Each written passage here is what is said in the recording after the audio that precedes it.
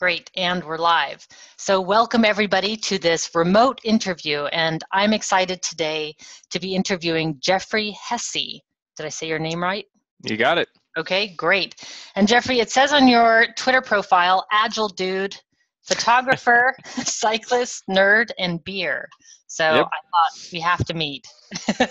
Those all sound really good. So I'll start by asking, what does your anywhere office look like?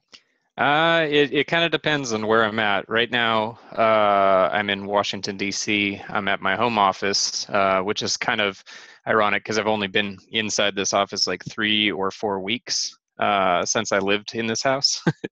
This office is it's awesome. I've got like this nice old 1960s desk, pictures of mountains behind me, like things that just kind of make me feel great. In front of me, I got a washer and dryer. And Okay. other than that, So it makes you feel great? Your clothes yeah. I've got stuff around me that like I've got a picture of my grandma right here. Just things that make me feel awesome because when you work in a basement alone all day long, you have to have things that you like look around, you're like, that's awesome. That's an Right. awesome thing. But Right. the office has been as interesting as when I was in Argentina earlier this year. I was inside of like co-working spots or like in my friend's place with his kids, and it just kind of all varies. That's why it feels funny being here because I'm hardly ever here. Oh, funny. So your actual home office is not where you're commonly at. You're traveling, it sounds like a lot. Yeah, I'm taking full advantage of being remote and trying to set up anywhere. In 2 weeks, I leave DC and go to California, then Alaska for 3 months. So that my office will be next to a lake for a while. Sounds ideal. Yeah, Sounds yeah. ideal. So now you said that there are 40 people on your team, on the engineering team that you work with, and that everybody is remote. Did I get that hmm right? Okay. That's 100% right. And when you're traveling like this, how does it affect the team, or how does that work? So the short of it is it doesn't. We basically are all remote. So if I'm in another location, as long as the internet is fine, as long as the phone quality is fine, then it's perfect. And that was when I was in Argentina. I kind of did this great test. I went down there for a month and didn't tell anyone.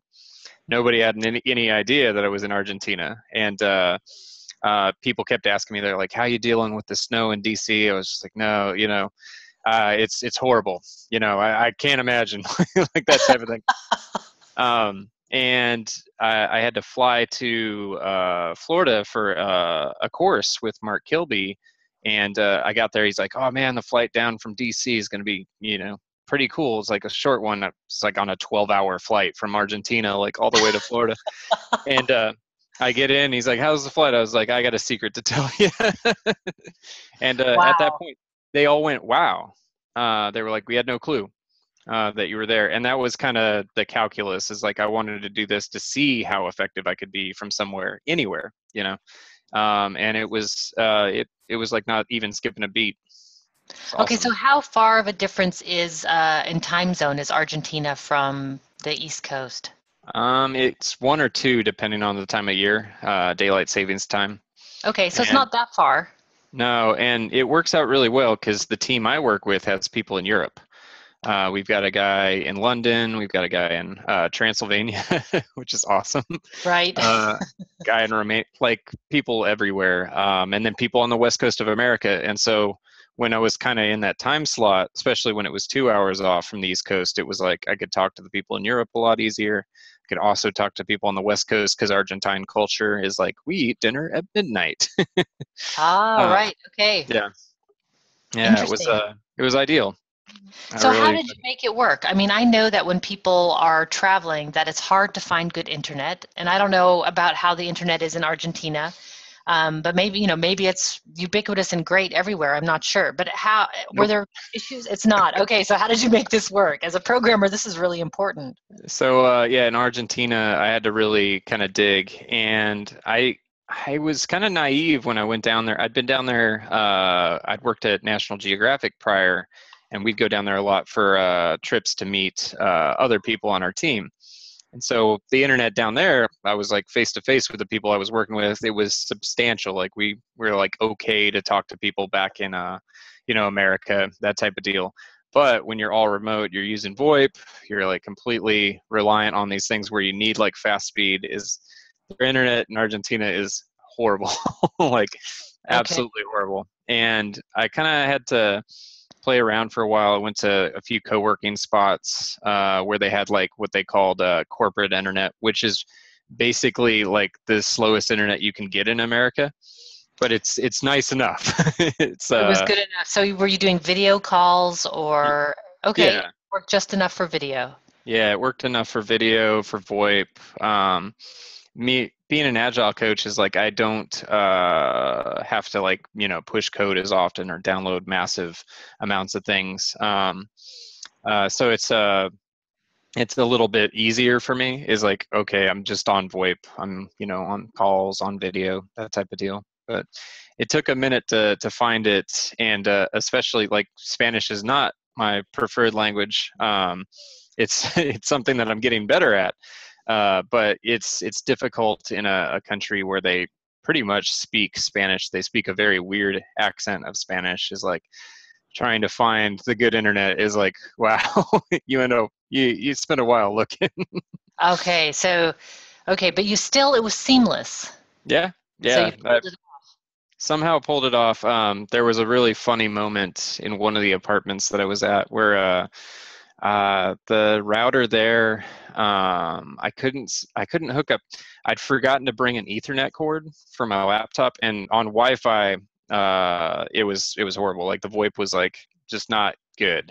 And so I was like, oh my God, how am I going to figure this out? And I had my like SIP phone, like this VoIP phone with me plugged into the router via Ethernet, but it would somehow not register with the network. But I was able to call numbers that were like external numbers and then dial in from there. And so I had this like very interesting setup. But when you had the SIP phone hooked up to the router, it functioned as a bridge. And then from there, like your laptop was like continuously losing Wi-Fi connection. So I was on these meetings and like it's like, oh God. Or teetering on the edge of, Yeah, I was like, oh no, this really stinks right now. But we made it work, and like a lot of the guys, we have like internet issues. Is like some days like your internet here at home could be like pretty right. poor. So it was like, if that's happening like once, every couple weeks or something like that, then people don't freak out as much. Um, they do, however, if it's every day, they're like, hey man, Right, fix you gotta that. keep it fixed. Yeah, Yeah. yeah. And So then, so, yeah. go ahead. Sorry. No, no, go for it. I was just going to ask about what's challenging then on the team. I mean, even if you're not traveling, you're still working with people all over the world, which, I mean, it's got its difficulties. So what is it that you guys struggle with? We struggle with a lot of things. As one would, we struggle with finding the time to put our pants on during the day. Of course. Yeah. We it's tough because you're not face to face with people. Sometimes, especially if you're just on the phone, not on video, you can't see somebody's tone. You can't see their body language, that type of thing. And a lot of the guys on the team that I'm on prefer only phone. They're like, nah, no video, because video takes up a lot of bandwidth. It takes up a lot of resources on the computer, and they're like, probably like running like builds at that, the same time. So the VoIP works out much better for them. So you just can't see like, hey, that guy was smiling as he said that. That they made a joke, you know. Right. And so you lose a little bit of that, and you got to kind of compensate a little bit. Is you got to kind of search out the jokes or make jokes, like really, really apparent jokes, not just like subtle ones.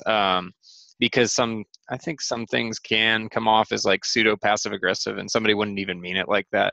Like you're missing that body language, Right. and it's very interesting. It's Well, and also across countries, because the cultures in each country are very different, and people have Mhm. very different expressions for things, I've noticed. Oh So yeah. see. So it's interesting because I really encourage people. It's one of the main things that I encourage with working remotely is to use the video. And a lot of people hesitate with using the video. I hear it a lot, and so, but I think, wow, you miss so much when you don't use it. I But agree. yeah. Some of us do. There's certain meetings that we use like Google Hangouts for, and it's funny. It's like mostly like the agile coaches and like the people that are like more like, yeah, we should be doing that. Like maybe it's just it could be that we're less, it could be that we're not introverted. We're extrovert people. Mark and I are certainly like extroverted to some degree, and other people on your team are going to be introverted and like, no, I don't want to be on video, like I don't even want to talk. Right. And it's finding like the mix for all that stuff to add up to awesome work. And what about time zones? Is that something? Those are it's funny, everybody asks Sonatype about that, because we're kind of notorious. The Nexus team is split across gigantic amount of time zones. We've got people on the west coast of America, and we've got people in Romania, and they're all in the same team. How do we make it work? And the answer is, I don't know. Really? We just we kind of time slide. Some of those guys work later. The culture seems kind of more okay with that than like America. America's like a 9 to 5 place, comparably anyways, to like somewhere in Europe, or especially like Argentina would be a good example. We don't work with anybody in Argentina, but they definitely slide. They're like, oh, our day starts at noon and ends at 10, that type of Right. deal. And so after this, which will be 2:30 p.m. EST, is we have a daily Scrum where the entire team's on. We do that every day, and it's about, I think, 8 or 9, right, for you, I think. Yeah, it's 7:30 here now, right now. So Yeah. 12:30 there for you. And so Noon. for Alan, the guy in Transylvania, it's going to be very late, but he's there.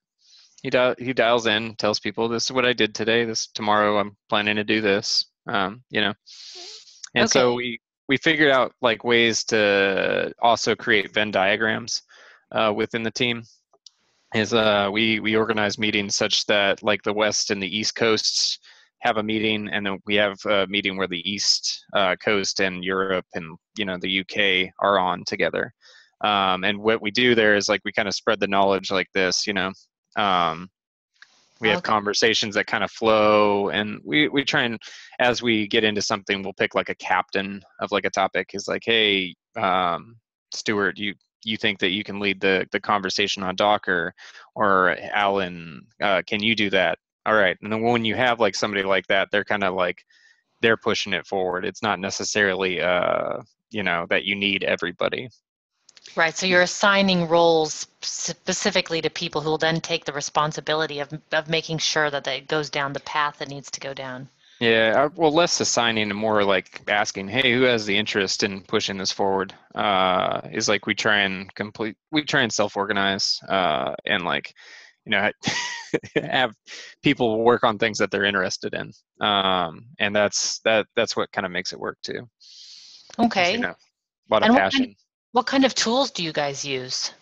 For basically for like the meetings and stuff, the standard toolkit is like we use HipChat for like asynchronous conversation. We use VoIP, OnSIP for our like calling.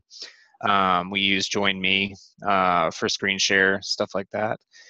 We use Jira for writing stories, for planning everything related to the kind of like the agile process. And a lot of other little neat tiny things. Is like the guys are all open source developers, so they've probably written a million tools for Right. things here and there. And how do people get to choose the tools that they want to use themselves, or is it a set that the company uses and then everybody uses that set, or? Like some of the stuff, like we all use HipChat, and it's like if somebody wanted to use Slack, it'd be like, why? We already use HipChat. There's stuff like that. Like we use GitHub for our code, and it's not so much the company being like, well, this is what we use. It's just like it kind of evolved to that. Like the entire organization just uses that stuff.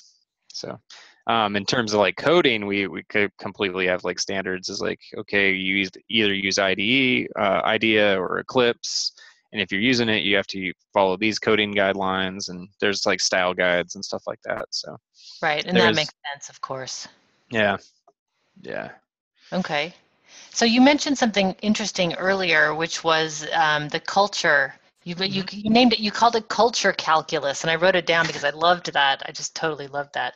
But you mentioned that a lot of the people that you work with are friends, people that you've known, and bringing people in. And I get a lot of questions about hiring on a virtual team. So I wanted to kind of dive into this a little bit with you. What's the process like? So the process with me was my boss Mike Hansen at Sonatype that I'd worked with previously at Hanley Wood and in my past, and he was like, we'd been talking and just I was like telling him like, yeah, I'm going to leave National Geographic, and he was like, well, hold on. He's like, we're going to interview you, we're going to poach you, like that type of thing. I was like, okay. So the interview process for me was like, I had pretty quick conversations with everybody, but like Mike was like kind of like, this is the guy that we want. So it went fairly smoothly. For other interviews where it's like maybe we've gotten somebody from like a staffing agency or something like that, like we've said, hey, we need a really awesome Java developer, it can be different. And the interviews kind of change depending on who we're talking to, like who gets called into the interview. Like I haven't been in one yet, like interviewing anybody at the organization, Okay. because we're hiring mainly developers right now, and we're hiring developers for other teams, not so much the Nexus team, which is the one I work on. So it's hard Okay. to completely speak to it, but it's a very neat process, at least with the conversations I had. I talked to Mark Kilby like as a part of the interview process, and he was asking me more questions about who I was and like how I function as a person than kind of like Agile in general. Like I think that's the culture calculus, is like people are asking like, is this guy going to work out? Is this lady going to work out? Because they're easy to talk to. Like they're not like a complete jerk, like Right. that type of thing. Yeah, and they're trying to we try and preserve that culture. It's not that we want utopia, it's that we just want people that work well together. Right, and that's hard to do. And also, I've noticed there's some people that work better remotely than others. Hmm. When I've done some hiring on teams, people always say, "Oh, yeah, I've never done it, but I'm sure it can't be that hard." And then when they get on the team, I've noticed, well, actually, it's harder than you would have thought it was. I mean, if you don't have the skills, it seems like developers though have the skills from the get-go. I mean, they've come from the open source environment, and other people may not. It might not be so natural to them. I Let's think see. that's an important point, is people that have worked in like a cube farm and like maybe like just massive enterprises, and when they switch over to something like this, it's going to feel real weird. But like a lot of developers that have come out of the open source community that were like working from home and like contributing to like these massive projects, like a lot of the guys at Sonatype are Apache people. They've Brian Fox worked on Maven. The previous CEO was like, I think he was like one of the creators of Maven, as it were. And then this guy on the team, Jason, who's on the Nexus team, he worked on Geronimo, and like we've got like all these guys from Apache, and it's like they already knew how to work like this. Right, Yeah, right. So you it know they came natural to them. yeah they were working with people spread all across the world to accomplish like some goal, and so it's the exact same thing now. They just work for a company. Right. And Yeah. when they come on a team, I always recommend for people to create a team agreement amongst each other. What are the core hours going to be? What are the expectations? Is that something that you guys do? Not so much. I mean, we've probably talked about it in the past. I'm fairly new. I think that's just like the kind of the ethos. And Mike Hansen, who's my boss, is awesome. He kind of puts it down. He's like, work at your maximum sustainable pace. Like he just tells people that. And so for me, my core hours, like splitting across this team, is like some days I might be up at 6 a.m. if I wanted to talk to somebody in Europe for a longer time. Some days I might be up until 10 p.m., and talking to one of the other guys in San Jose. And we just kind of make it work. We shift as necessary. A lot of the guys have families too. And so, like they're picking up their kids like midway through the day, like Right. stuff like that. Right. So. All the normal stuff, staying home for the plumber or whatever people have to do for that. Except we always are here for the plumber. Right. That's the best part. They can come between 9 and 5 whenever they. Mm-hmm. And so I'm wondering also about management, the management of teams, because most of the people that come to me are managers, and I'm trying to really pin down, and I'm having a hard time doing this after even 50 interviews, but what are the specific skills that make for good virtual team management? Well, what is a good leader in this aspect?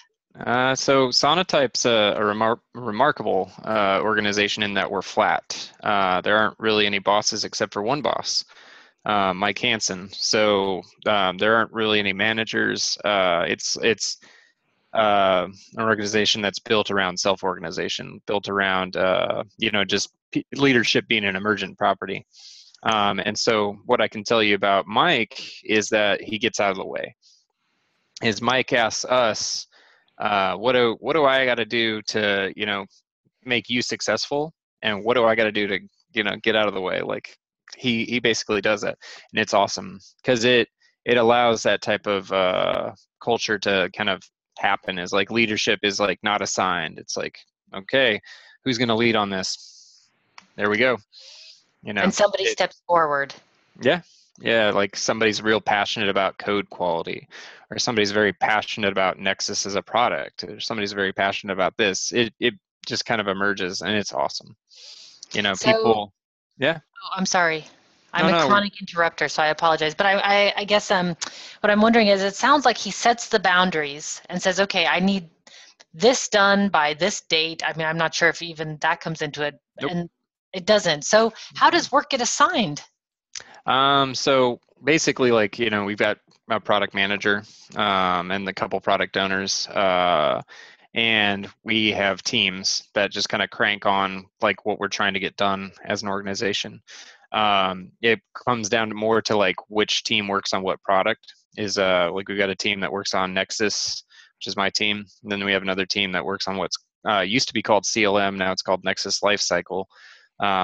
And they, if it's work for that, they work on it. If it's work for this data pipeline, another team will work on it.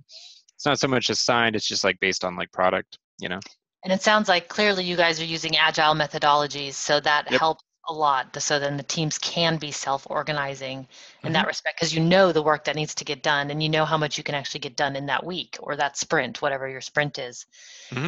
Okay. So, interesting. So when you say that he gets out of the way, what does that look like? I've worked for some bosses in the past that arbitrarily just assign things, and you'd question the value of that thing. As a person, like, why am I creating this Gantt chart? Nobody reads this thing. Why am I creating this? And Mike is very good at like just basically not doing anything like that. He's like, in fact, he's like, he wants everyone to work on the highest value things at any given time. And he recognizes as a person is that he doesn't know what all those things are all the time. He knows that we do. He kind of puts the responsibility with us, and he knows that we're gonna work on that. And if we're not, it will become fairly evident, right? Is when you work in a transparent organization, it's like if somebody's not stepping up, it's pretty quick. You find out pretty quick, and people know. And in that case, then you talk to that person like, hey, what's going on? And it's pretty neat. He's a really good coach. He every now and then will pop in and like kind of mentor and stuff like that, but only when absolutely necessary. Is like Mike's always just kind of like sitting there on the sidelines, like being like, all right, Jap, okay, he's an incredible coach. So. Okay, interesting. Yeah. How do you guys give each other feedback? So we've been having a kind of an experiment internally recently with a new what we call peer review process. And what it was is you suck out like basically 4 or 5 people that you wanted feedback from, and you had like kind of some pre-canned questions. It was not meant to be like this massive exercise, but it's like, hey, what do you think my job is? Like, what do you think I do? What do you think I do? Like, I know what I think I do, but what do you think I do? Right. And beyond that, like asking, like, how, how am I doing it? Am I getting my job done? And we were asking like a few other questions, like, if there is one thing that I do really well, what is it? If there's one thing I can improve, what is it? And so we went out and we found people that we were genuinely interested in getting feedback from. Not so much like Mike is like, I wanted feedback from Mike too, because like I work with him a lot.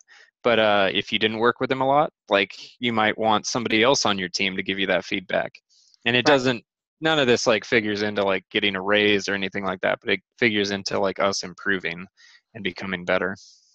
And then I And assume you have retrospectives too, being an agile team, so then you get also feedback in that sense. sometimes we actually don't do the retrospectives too often.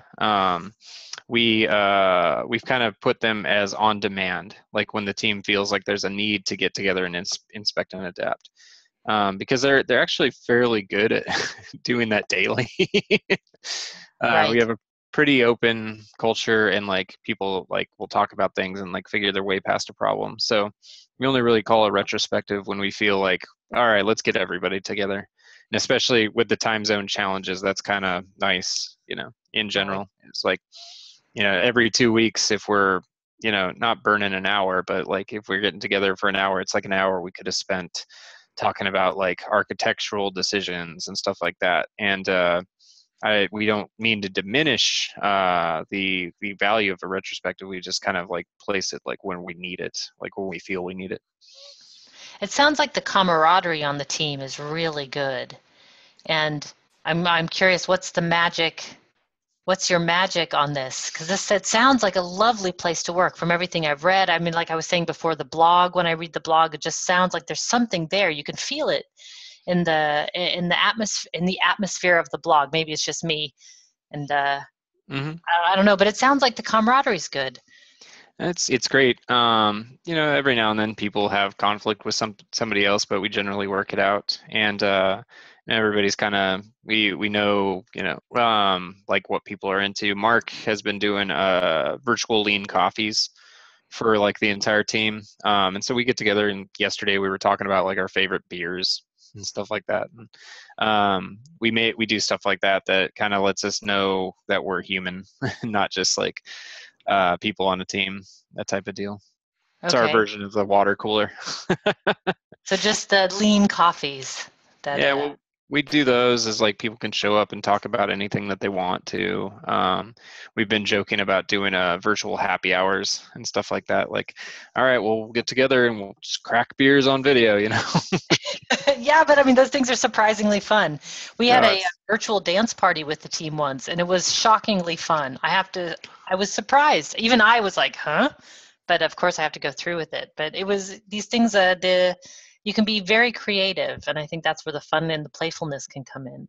yeah, and that everybody that we work with is pretty low key. They're just we don't have a lot of like real like crazy personalities or anything like that. Like, like most people have a family, and they're like really, even keel. It's cool. The culture is kind of like that just in general. There's a few younger people. I'm one of the young people, I think. And then one of my old coworkers, this guy Justin Young, he's on one of the other teams, but he's another younger type like me, and him and I are like constantly like riding bikes and doing like real weird stuff, and like the rest of the guys are like, well, I just picked up my kids. We have like Right. fun conversation like going back and forth. Right. So I was gonna ask you about this. We're nearing to the end of the time, but I definitely want to ask you about the climbing and productivity, and it just seems so. You've got the pictures of the mountains behind you. So clearly you're into it. You're into the climbing. And you mentioned before we started recording that this job allowed you to pursue these passions. And I wanted to speak to that. Yeah, so I'm a big hippie at heart, and I find myself happiest when I'm in nature, when I'm in the mountains, that type of thing. And since I can be anywhere, it means like, okay, I can go to Argentina for 2 months, and I can be close to Patagonia. And on weekends, I can escape to Patagonia, go to Bariloche, I can go to Ushuaia, I can go to Punta Arenas, I can go all these places. You're so much closer. Your access is greater. And what it's let me do, like since December when I joined, I spent a month in Alaska with my grandma. I got back for a week, and then flew to Chile, climbed some mountains, went to Patagonia for a week, trekked around, saw a bunch of penguins on an island. And I'm back here in about 2 weeks. I fly to California to climb the Sierra Nevadas with my brothers over Memorial Day. And then I'm going to go to Alaska for 3 months and climb on glaciers. And actually, over the summer, I'm working with two colleagues to film a documentary of sorts about glaciers. And Wow. yeah, it's like I couldn't do that if I was like working in an office. The amount of time that I save not commuting, the amount of flexibility that we get is kind of incredible. We still work really hard. We get everything done, but we can kind of shift things and make it convenient to do other stuff in our lives, which is really cool. Like the people with families, my passion is climbing, but a lot of the people at the company, like they love their kids and they just want to be around them all the time. And Right. that's what really rules about this whole working remote thing, is like you can balance work and life really easily. So And does it ever, I mean, I know with work-life balance, when you love what you do and you also love the hobbies, I mean, do you ever, it sounds like remote workers work too much. Do you suffer from that also, is what I'm trying to uh, ask? I got really good at that years ago. When I was working in an office, I would not switch off. My personality back then, I would find myself in the office until like 9 or so at night. And Mike Hansen is one of the people that taught me. He's like, look, you know, just push the ball forward every day. You know, Right. you don't have to get it all the way there. It's like, because there are other people that aren't getting it all the way there either, and you're going to need them. Just push it forward, keep pushing it forward, and don't burn yourself out, because I was definitely burning out when I was younger, and he kind of taught me a lot about that. So like generally every day, like at some point I just switch off. Like, all right, I'm not going to look at my phone, I'm going to go ride my bike for 3 hours. I'm gonna go and just get my brain kind of out of the zone. So Right. Right. And give sort of a mental space for new thoughts, new connections, new yep, innovations. Yeah. yeah. And that's important. Is like when you do that stuff, is like you actually get your creativity back. You get like the little innovative moments. Like I'm like, oh man, you know, all right, eureka, I found it. Right. Note to self, quick, don't forget when I get back from the bike ride. Yeah, Right. Well, it sounds awesome. yeah. If you had advice to give to a team starting out, what would you tell them?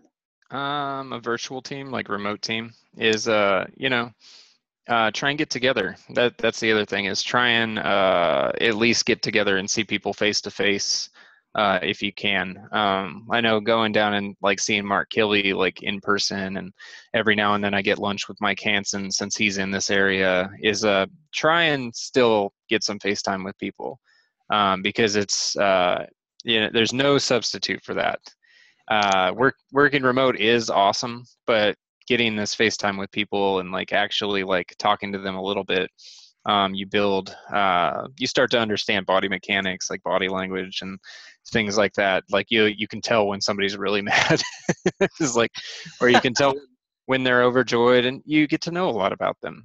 Like I met Mark's family when I was down in Florida, and so I know a lot about Mark as a person. Like I know, oh, he has an awesome couple of kids, and like his daughter, his wife works for Pampered Chef, and like, you learn these things, and it creates better connections with you.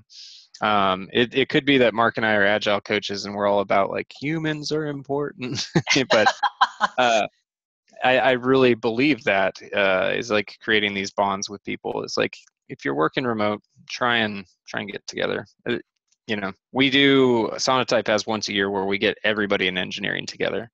Fly. It's the single biggest item in our travel budget. Is we bring people from Europe, Canada, everywhere into one place, and it hasn't happened yet for me. But each year, you get together and you learn who these people are and Right. type of Well, deal. it really speaks to the importance that the company places on it. Yeah. That in order to get people together, I mean that really says something. And I've heard it a lot from other interviews as well. That the face-to-face, there's nothing that can replace it, but it doesn't have to be every day. Yeah. It absolutely doesn't have to be every day. It's just, it's nice to build those things, build connections with other people. And I think I was reading that there's a fantastic like blog entry by the organization that built Ghost, the new like WordPress type platform, and they talk about that too. They're like, we get together, every organization that works like completely remote is like, we still get together. we, Right. st- we still do that. Right. um, you know we're humans, we're social creatures, and building better social ties is always a good thing. I think a lot of the agile ideas, as it were built around that. Like why they were suggesting that people were co-located is because they were like, it's easier to talk to people. Right. you know Right. and Indeed. so we function pretty well as a remote team. The other important thing that I'd say is, if you're going to be a remote team, be completely remote. Don't have a portion of the team that's all in one room and then 3 people that are remote, because you're having this conversation over there in one room and those people are isolated from it, and it just doesn't seem to work. I've been on some teams that made it work, and it was difficult. It was like we spent a lot of the day just catching people up. We had this conversation over here. Yeah, it's like, nah, just go fully remote, have fun. Right. I've also heard that before, and I think that's really good advice, because you can't separate. There's an us versus them somehow, Yeah. and you really have to work hard to overcome that, because you're sitting in the same room. So Mm. I mean, you can just, hey Bob, what do you think about, what do you think Yeah. about this? And that's super easy. Yeah. Yeah. Yeah. Keep everybody remote. And like a great example is like at National Geographic. Like, we worked with people in Argentina. Is like, if you're the person working with them, go work from home. Work from home as you're working for that team, because you're going to realize what it's like for them. Is like, Ah, they don't have access to people in the office. Neither should you. Set the barriers appropriately so that you understand them and you can then do something about them. It's like, say, all right, yeah, it's very difficult for them to get information. Like, we need to figure out a better pathway for that type of thing to flow. So, right. Well, great advice. Really great advice. So, final question, which is, if people want to get in touch with you and learn more, what's the best way to get in touch with you? so there's a zillion ways. I'm all over the internet, but Twitter, my Twitter handle's word up with 8 U's. Yeah, I was And going to ask about that. I was because every time I see it, I think word up. there's the old skit on SNL with Tracy Morgan. It's the Napster trials, and he comes in as cameo, and they just keep asking him. They're like, "What's the song that you hear about?" He's like, "Word up." Keep saying it over and over. So that's been like an inside joke between a couple friends and I for a while that just is stuck.